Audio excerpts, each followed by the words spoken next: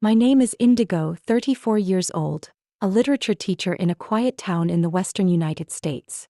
That afternoon, in the middle of my in-laws' lunch table filled with the clinking of knives and forks against plates, I received a text from an unknown number. Don't react.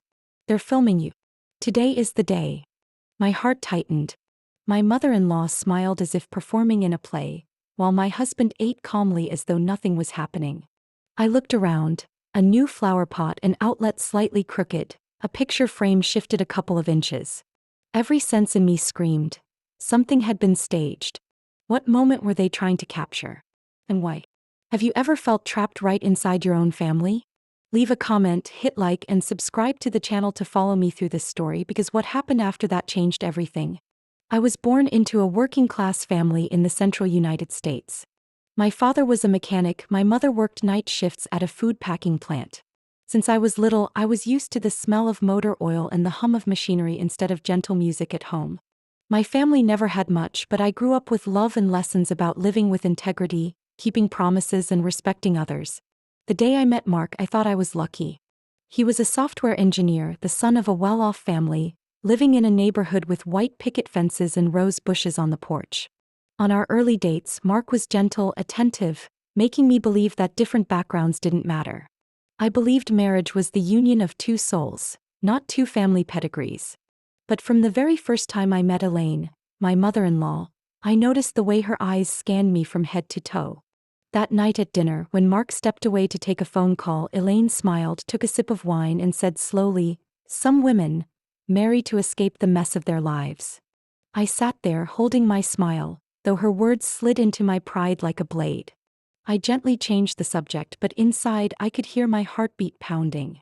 Later I realized that was only the opening act. From then on, she always found ways to drop subtle jabs or even outright insinuations in front of others. When I talked about my work at school, Elaine would say, "Oh, teaching literature. How cute." Her voice lingered on cute as if my career was a hobby, not a profession. Mark never spoke up to counter her. At best, when it was just the two of us, he would put a hand on my shoulder and say, "Don't be so sensitive. My mom's just straightforward." But the way he said it, light, dismissive, made it feel like the problem was me. I let it slide for years. I told myself marriage was about weathering storms together. I tried to find common ground with Elaine, helped her prepare Thanksgiving dinner, bought her gardening books I knew she liked.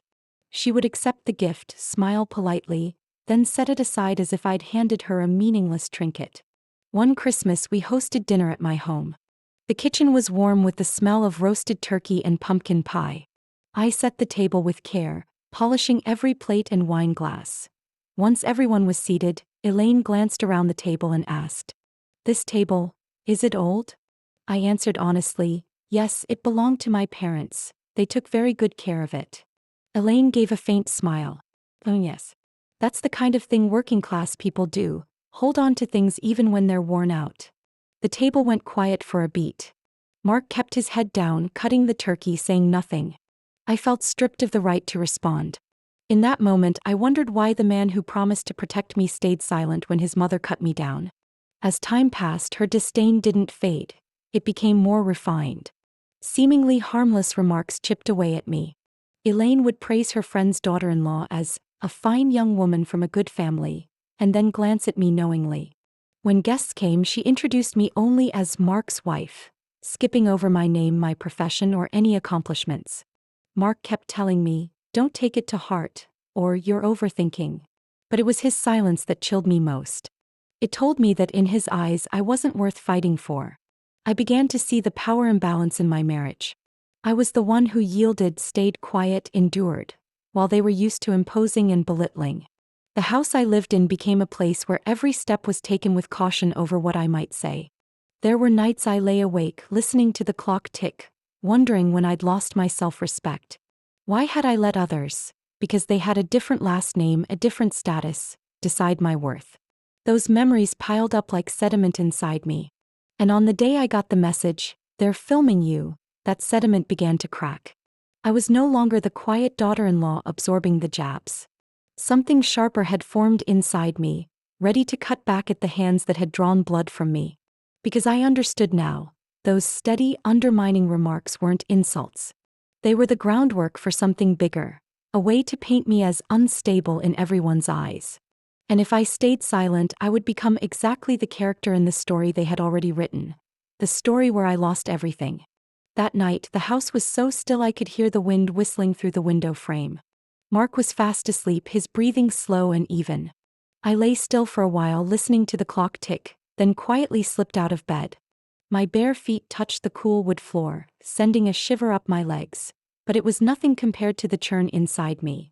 A mixture of worry, suspicion, and something close to fear. Mark's office door was slightly ajar. I knew he usually kept it locked, but tonight, maybe from fatigue or overconfidence, he had forgotten. A cold blue light from the computer spilled into the hallway like moonlight. I drew a deep breath and stepped inside. On the desk, Mark's laptop was still open, the cursor blinking on the desktop. In the corner of the screen sat a folder in all caps. BKD. My stomach clenched. P, clearly short for indigo. Me. I eased into the chair, fingers shaking as they found the trackpad. A long list of video files appeared, each labeled with dates, times, and keywords. Kitchen 04-22, bedroom 05-10, bathroom 06-02. Every line of text felt like a cold blade pressing into my skin. I opened one at random. The screen lit up. There I was, in the kitchen, hair tied back, washing dishes. Nothing remarkable, an ordinary evening. But then I noticed the angle. It couldn't have been filmed from someone's phone in hand. The camera was fixed in the corner of the ceiling, in a spot I'd never noticed before. I tried another file. This time it was the bedroom. I was folding clothes in daylight streaming through the window. No one else in frame, only me. Every movement, from lifting a shirt to stepping across the room, was recorded in clear detail. I felt my blood run backward, my heart pounding hard against my ribs. But when I opened a file labeled living room under 8, I understood how bad it really was. It showed me on the sofa, phone pressed to my ear, my voice low and hoarse. I feel like I'm being watched. It's exhausting, like I can't breathe in my own home. I remembered that call.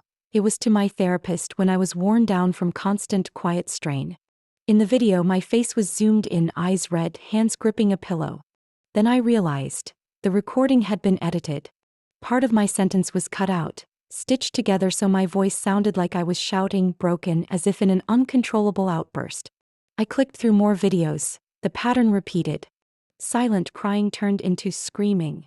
Moments of quiet thought spliced with arguments from entirely different days. And worse, there were clips filmed in the bathroom, the most private space, a place I believed no one had the right to enter. I bit my lip, forcing back the sharp, shallow breaths. I remembered Elaine's eyes whenever she delivered her cutting lines. They didn't hold contempt. They held the patience of someone waiting for the perfect moment to strike. Now I understood. They weren't waiting to catch me losing control by chance. They were manufacturing it. I checked the dates on the files. Some went back weeks, even months. Which meant this system had been in place far longer than I'd imagined. The days I thought I'd been alone, crying in my room, turns out I had never really been alone. I went back to the main screen and noticed a smaller folder labeled Edited. Inside were altered versions with titles like Meltdown _Foof, Emotional _Fit, Aggressive _behavior. Just by reading the titles, I could already picture what they intended to do with these. Everything was being prepared as evidence to paint me as an unstable wife, unfit to raise my child. A faint sound in the hallway made me flinch. I muted the audio, leaning to listen. It was only the wind rattling the window, but the feeling of being watched still closed in on me. I glanced toward the door, then back at the screen, opening one last file. It was footage of me playing puzzles with Ethan in the living room. My voice in the video was gentle. "You're doing great, Ethan. One more piece here." But the edited version was completely different. Ethan's laughter had been cut out, replaced with heavy silence, followed by a line from me at a different time. "What are you doing? That's not right." It sounded like I was scolding him, even though that day I hadn't raised my voice once. I felt as if the ground beneath me had collapsed. In my mind, all the pieces began to connect. Elaine's insinuations, Mark's silence, the times I felt someone was watching but couldn't prove it. And now the proof was right in front of me, undeniable. I shut the screen, grabbed my phone, and took photos of the entire file list and a few key clips. I knew I couldn't delete or move them now. If Mark noticed, they'd have a reason to accuse me of tampering with evidence. But I also knew that from this moment on, I would no longer step into this room as a wife. I would walk in as someone collecting evidence against an enemy. The wind still whispered outside the window. I scanned the room once more. Every book on the shelf, every framed picture, even the wall clock, any of them could hide an invisible eye. I stepped out, closing the door behind me, but in my mind, that door had opened into another world. One where every smile, every word of mine could be twisted into something against me. I was still frozen in front of the black screen after closing the BKD folder when my eyes landed on another small file buried deep in the drive. It wasn't stored with the videos but tucked inside a folder called Voice Memos. I opened it. There were only a few audio files, but one was labeled E-meeting_03-18. I clicked. The first voice was Elaine's, so clear it felt like she was right behind me. If she loses it once in front of the boy, we have grounds. Full custody, the house, everything. I clearly heard Mark on the other end of the line. She's been holding it together too well lately. Maybe we need to push a little harder. A soft chuckle from Elaine, then the snap of fingers as if she just thought of something. I leaned back in the chair, my hand still resting on the mouse, ice cold. In that moment, every cutting remark, every look of disdain, every time Mark stayed silent, all formed a clear picture. This wasn't just personal. This was a plan, and I was the target. I opened another file labeled Ethan_05-07. The screen showed my son's bedroom. Ethan was sitting on the bed, hugging his brown teddy bear. Elaine took a seat next to him, leaning closer, her voice low and measured. "Mommy's going to leave soon and you'll stay here with us." Ethan looked up, his big eyes wide, his voice trembling. "Why? Did I do something?" Elaine stroked his hair. "No, sweetheart. Mommy doesn't want to stay. But we'll take care of you." I watched Ethan drop his gaze, clutching the bear tighter. I stopped the video, but the image lingered in my mind. The way she planted a false truth in a child's head, the way she played the role of protector. All to prepare for the day they planned to separate me from my son. I stepped into the hallway. The house was dark and silent, the only sound the ticking of the living room clock. I passed Ethan's bedroom. The door was ajar. I pushed it open gently, and the glow from his moon-shaped nightlight fell across his sleeping face. He was curled up, breathing steadily, teddy bear still in his arms.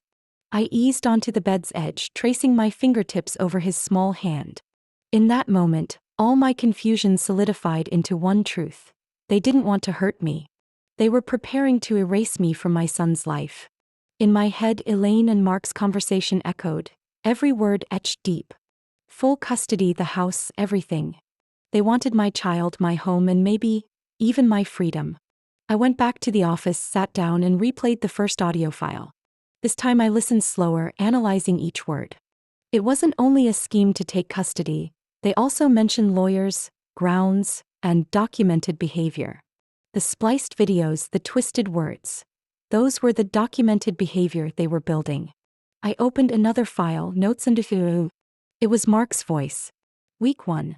Mom will take Ethan for more bonding time. Try to schedule Indigo's parent-teacher conference on the same day to create conflict. Week 2. Record any argument about finances. Edit to remove context. Week 3. Introduce the topic of her mental health in front of Ethan. Ask if she's feeling better today. I closed my eyes, forcing back the tears. I knew I was facing a calculated legal battle, far beyond anything that could be settled by family talk. I gathered the evidence. Every audio file, every video I copied onto an external hard drive. I set a new password on my personal computer, created a completely private email account, and sent the files there. Every action was slow, deliberate, because I knew once they realized I'd found out, they would change tactics, and I wouldn't get another chance. The sound of Mark shifting in bed made me pause, listening. Once I was sure he was still asleep, I kept working, my hands steadier than before. When I closed the hard drive, I looked around the office again. Everything was exactly as it had been when I entered, except for me. The part of me that endured in silence for the sake of peace had faded away. I was a mother who had realized her son was being turned into a pawn by adults willing to twist the truth to get what they wanted. And I knew from here on, every step, every word I spoke would have to be carefully measured. Because this wasn't a fight to keep custody. This was a fight to protect Ethan's memories, trust, and childhood from the hands of those willing to bend reality to serve their goals. It took me almost the entire night to back up everything I'd found. Every video, every audio file was copied to a newly bought hard drive, then duplicated to a secret email account I'd created solely for storage. The password was so long I had to write it on a slip of paper and lock it in a safe.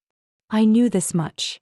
If I slipped up even for a minute, all the evidence could disappear, along with my only chance to protect myself and my son. The next morning, I drove to an office building downtown with a small sign that read, Rachel Moore, attorney, specializing in psychological abuse and privacy violations. I had researched Rachel all night. She had won multiple cases involving illegal surveillance and custody protection against manipulation. Her office was small but bright, with the faint smell of fresh coffee.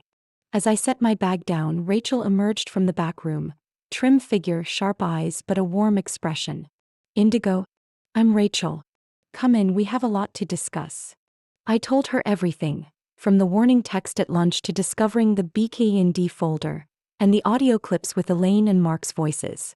I tried to keep my voice steady, but when I got to the part about my mother-in-law whispering to Ethan, my throat tightened. Rachel listened silently, occasionally jotting notes. When I finished, she set her pen down. Indigo, you're facing a calculated operation. This isn't a family spat. This is a serious invasion of privacy combined with psychological manipulation of a child. If your evidence checks out, we can move forward with a strong legal approach immediately. She opened her laptop, reviewing each video and audio file I handed over. When Elaine's voice said, if she loses it once in front of the boy, Rachel frowned, replayed it, and took notes. They're building a false record to strip you of custody. And from what I see, we're not going to let them finish. What should I do right now? I asked. Rachel leaned back in her chair. Stay silent. Do not let them know you found out. Keep your routine, but keep observing and gathering any additional proof. And I'll file for an emergency court order today to limit Elaine's contact with Ethan, based on the evidence of interference and emotional manipulation. That afternoon, Rachel filed the petition with the court. Just 2 days later, we received the notice. The restraining order was granted. Elaine would not be allowed near Ethan without me or an assigned supervisor present. The evening we got the news, I was cleaning up the kitchen when my phone rang. It was my neighbor, Mr. Peterson, who lived 2 houses down. Indigo, I think you should know. Someone's hanging around your car.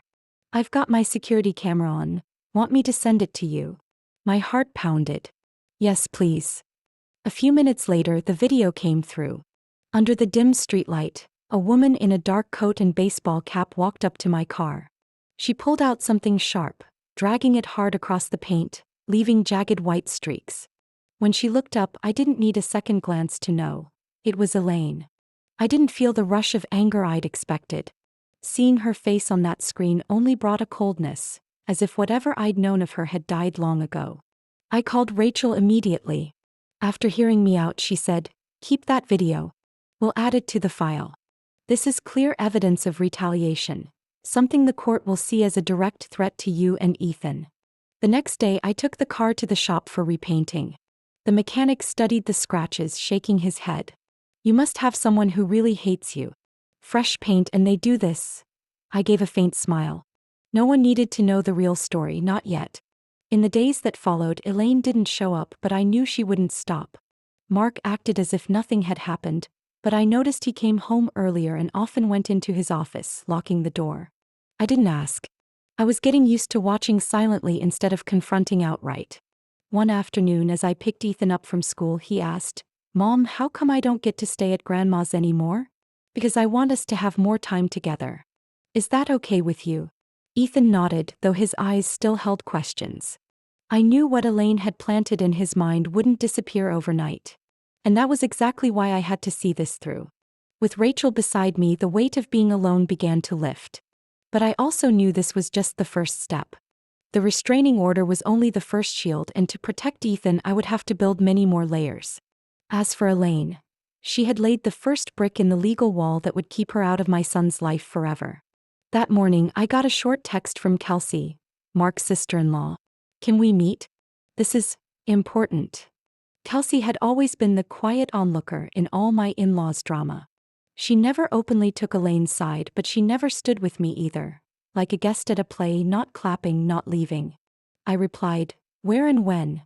Kelsey chose a small coffee shop on the corner, the kind no one in my in-laws' circle frequented. I arrived 10 minutes early. The place was quiet, with soft jazz playing and the smell of fresh roast in the air. I took a corner table back to the door so I could see everyone who came in. Kelsey walked in wearing a beige sweater, hair tied neatly back. Her eyes wavered when she saw me, as if gauging my reaction before sitting down. "Thanks for coming," Kelsey began, her hands tightening on her small handbag. I waited to see what she would really do. She glanced around, then pulled a brown envelope from her bag, setting it on the table.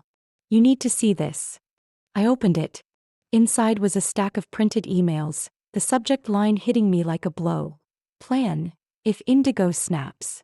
Each page listed in detail the timing to start recording, the baiting lines, the trigger scenarios, all laid out clearly, even with checkboxes for when they were completed.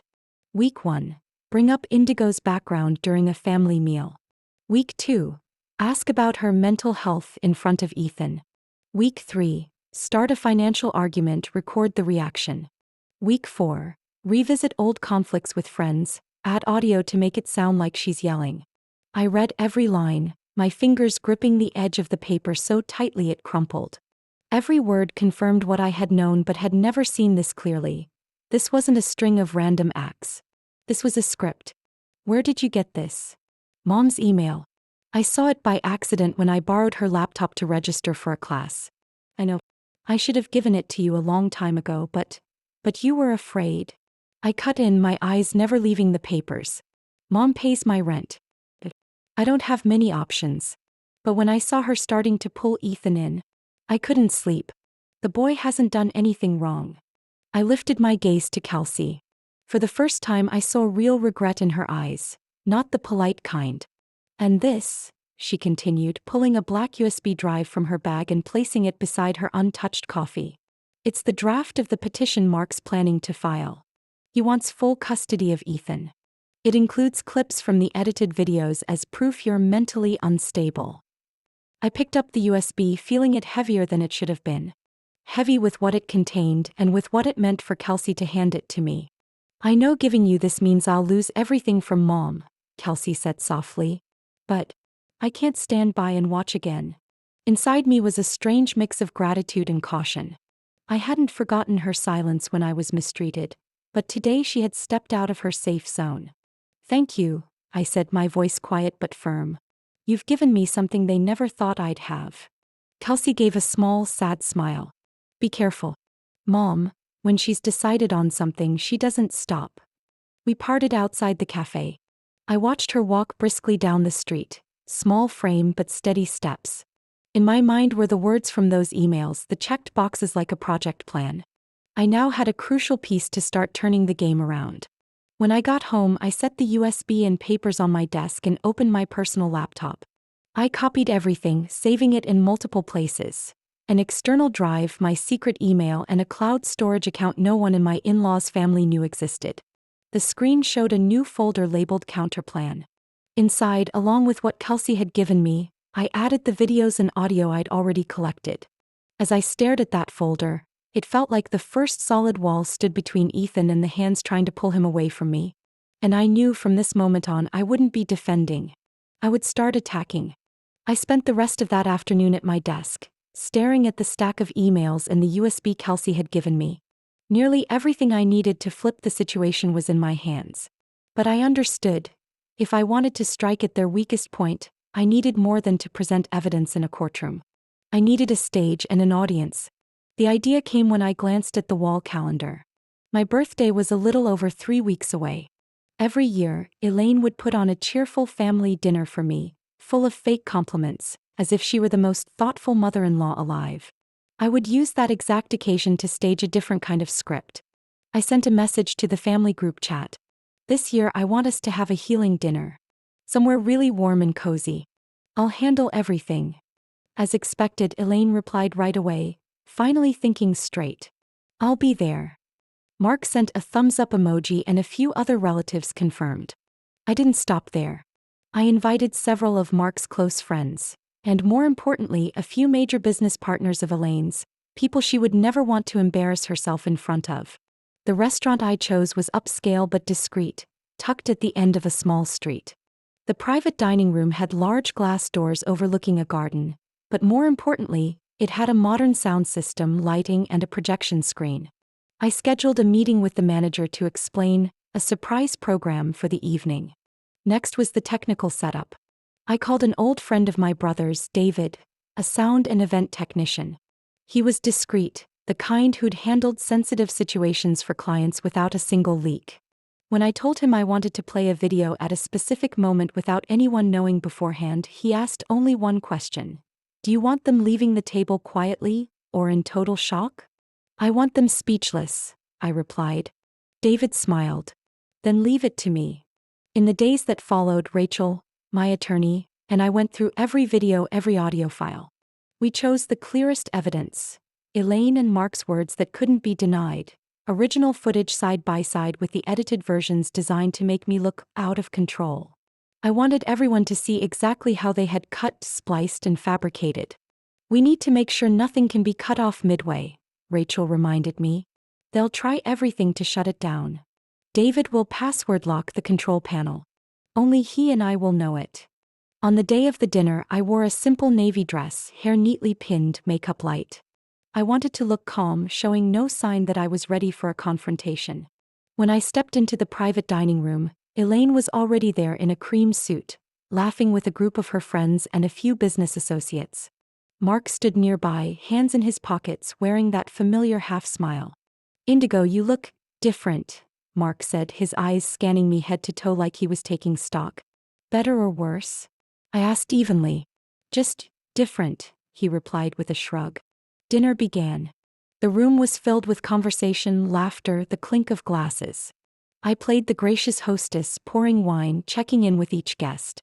Elaine played her part as well, telling family stories, sneaking me glances that felt like challenges. When dessert was served, I glanced toward David, who was pretending to check the sound equipment in the corner. He gave me a slight nod. I stood raising my glass. Thank you all for coming tonight. I think this is the right moment to share something that I believe everyone here should know. I set my glass down and walked toward David. The lights in the room dimmed, the large screen flickered on. Conversations faded, then stopped completely as the first image appeared. Me sitting on the couch, reading to Ethan. My voice was gentle, the room filled with light. Then the screen split, left side the original, right side the edited version. In the edited one, the same scene was manipulated so my voice sounded sharp and impatient. The contrast was undeniable. A ripple of whispers spread through the room. Someone murmured, "By God." Next came Elaine's voice on audio. "If she loses it once in front of the boy, we have grounds. Full custody, the house, everything."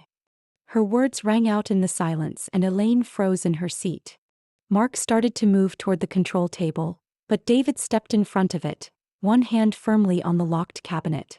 This is how they built my image, not with truth but with a script with staged footage. One of Elaine's major business partners, Mr. Howard, sitting at the front table, turned to her. "Elaine, what is this?" She opened her mouth but no sound came out. Her eyes darted around, searching for a way out. Mark stayed rooted to the spot, fists clenched. I signaled to David. The screen changed to the clip of Ethan in his room, clutching his teddy bear, listening to Elaine say, "Mommy's going to leave soon and you'll stay here with us." Every parent in the room shifted expression instantly. A few shook their heads in disbelief. I let the images and voices tell the story. No extra accusations from me. The truth was laid bare. The reconciliation dinner ended in heavy silence, but I knew the story wouldn't stop there. Less than 24 hours later, the footage from that restaurant screen appeared on an anonymous social media account, spreading like wildfire. At first, I assumed a guest had secretly recorded it, but quickly realized it didn't matter. The point was, it was now out of Elaine and Mark's control. 3 days later, the local paper ran a headline, "Evidence shows orchestrated effort to strip custody." The article didn't use my name, but everyone in town could guess. A few teachers at school whispered in the halls, and parents picking up their kids let their eyes linger on me longer than usual. Not with pity but with a mix of curiosity and respect. That night after I'd put Ethan to bed, my phone rang. An unknown number. I almost let it go but instinct made me answer. Indigo. A woman's voice, low and slightly shaky. I'm Lillian Carter. We've never met. But I need to tell you something. I heard her inhale deeply as if bracing herself. Mark did the exact same thing to me. Years ago before he met you. And he didn't do it alone. The person who helped him was Thomas Blake, his law firm partner. The name made me pause. Thomas Blake. Mark had mentioned him a few times, always with respect. I asked immediately, "Are you sure?" "I'm sure.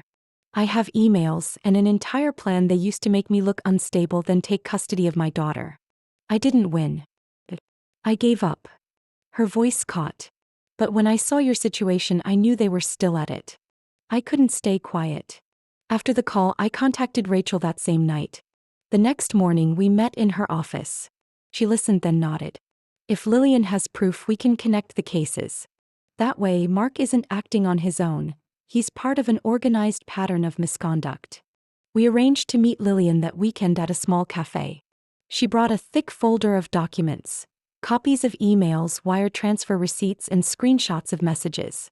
In them, Thomas not only took part in the planning but also directly instructed how to edit videos and script emotional trigger scenarios. As Rachel flipped through each page, her eyes hardened. "Indigo, this is no longer just your personal matter. This is a pattern of illegal, systematic behavior. Thomas manages Mark's finances, but he's also behind at least 3 other custody cases we've found in public records, all showing signs of fabrication. If he's the key player, then we need to break him where his credibility is strongest." Rachel caught on immediately. "You're thinking of the law firm's annual charity gala?" It was a major event held once a year, where Thomas and his partners appeared before the press, donors, and high-profile guests. Mark usually attended as family. I knew that if the truth exploded there, it would be a direct strike at the reputation Thomas had built his entire career on. We began planning. Rachel would handle the legal side, making sure every piece of evidence was verified and authenticated so no one could dispute it. I would take care of the stage, choosing the right videos, emails, and testimony to make the strongest impact in just a few short minutes. A week before the event, I got a text from an unknown number. "Stop or you'll regret it." No name, no image. I forwarded it to Rachel immediately. She said, "That's the reaction of someone who knows they're about to lose everything." We kept going. Lillian agreed to be present at the event if needed, but I told her to stay backstage. Her presence, along with her file and testimony, would be the final blow if Thomas or Mark tried to deny anything. The day before the gala, Rachel called me. "Everything's ready. The video you wanted to play has been edited to include the financial evidence and Thomas's email instructions. Once it's up, no one in that room will be able to say, 'This was just a misunderstanding.'" I still remember the warm golden lighting in the hall that night, the kind designed to make people feel safe, comfortable, and off guard. On stage, Mark and Thomas stood side by side, both in crisp suits, smiling through applause as they talked about family values and community responsibility. I sat in the middle rows, my hand gripping the USB in my coat pocket. Cold sweat prickled my palms, but Rachel's voice echoed in my head. "All you have to do is hand it to the technician at the right moment. The rest is set up so it can't be stopped." When Mark finished his speech, I stood. My heels clicked softly on the wooden floor, each step to the front marking a heartbeat. I gave the technician at the control table a polite smile, handed him the USB. "Play it when I nod." I stepped close to the stage, turning the microphone toward me. "Sorry to interrupt," I began, my voice so calm it surprised even me. "But before everyone leaves here with the beautiful stories you've heard, I think you should see another part of the truth." Mark flinched, stepping toward the mic. "Indigo, this isn't the..." I gave the technician a small nod. The hall lights dimmed, the big screen behind the stage came to life. The first image was an email with the subject line, "Plan. If Indigo snaps," every line clear under the pale blue glow. Then came side-by-side videos. On the left, the original of me playing with Ethan. On the right, the edited version making it look like I was shouting at him. A murmur spread across the audience. Then Elaine's voice rang out through the speakers. "If she loses it once in front of the boy, we have grounds." Full custody, the house, everything. I glanced down to see some donors exchanging sharp, uncomfortable looks. A woman in the front row shook her head repeatedly, while the director of the charity fund got up and walked out. The screen shifted to financial documents, Thomas's transfers to Mark, paired with emails instructing how to fabricate evidence for a custody win. Finally, Lillian's recorded statement appeared, her voice shaky but firm as she described how she'd lost custody of her daughter to the exact same tactics. Mark tried to cut in, "This is doctored." But his voice was drowned by a wave of whispers and a few sharp "shoo" from the audience. Thomas had stepped back entirely, face pale, one hand hidden behind him like he needed something to hold on to. When the video ended, the lights came back up. I didn't add another word of accusation. I closed the mic and stepped down. The silence wasn't resistance. It was the heavy space left after lies had been stripped bare. 3 days later, headlines read, "Blake Partners Law Firm Under Investigation for Evidence Tampering in Custody Cases." Criminal charges against Mark, Elaine, and Thomas were filed almost simultaneously. The court upgraded my protective order over Ethan to full custody with no contact from his father's side. I sold the old house and moved to a small town up north, where the elementary school was only a few blocks away and the park was lined with old maple trees. Life slowly settled. I taught part-time, spent afternoons picking Ethan up, baking with him, or reading on the porch. One early autumn night, as I'd finished folding laundry and was about to turn in, a knock sounded at the door. The porch was empty. Only a plain white envelope lay neatly on the mat. Inside was a photo of Ethan standing in the schoolyard, backpack on, looking off into the distance. On the back, 3 words in thick black marker: "We're not done." A chill ran down my spine. I moved quickly to the living room window. Under the dim yellow streetlight, a black SUV was parked at the curb, its windows so tinted I couldn't see inside. The engine was off, but I knew someone was in there watching the house. My heart pounded, but my mind was unnervingly clear. They had lost everything they'd tried to take from me, but the obsession remained. And now it was sitting across the street, silent, waiting. I reached for my phone and called the local police. By the time I looked outside again, the SUV was gone, leaving only an empty patch of pavement under the light. But that emptiness didn't feel safe. It was a reminder that the battle might be won, but the war had never truly ended. Maybe no one will ever really understand what it's like to live always looking over your shoulder, unless they've been there. I've learned that sometimes victory doesn't mean perfect peace. It means having the right to keep protecting what you love, even knowing the shadows are still out there. This story for me isn't about revenge. It's a reminder that a mother's love can outmatch any scheme, and that the truth, no matter how deeply buried, will find its way into the light. What about you? If you were in my place, would you fight to the end or walk away to find peace for yourself? Share your thoughts in the comments. I'd truly like to hear them. And if you want to keep following real-life stories about family, love, and the fight to protect what's right, don't forget to subscribe. There are many more stories to come, and one day you might find your own reflection in them.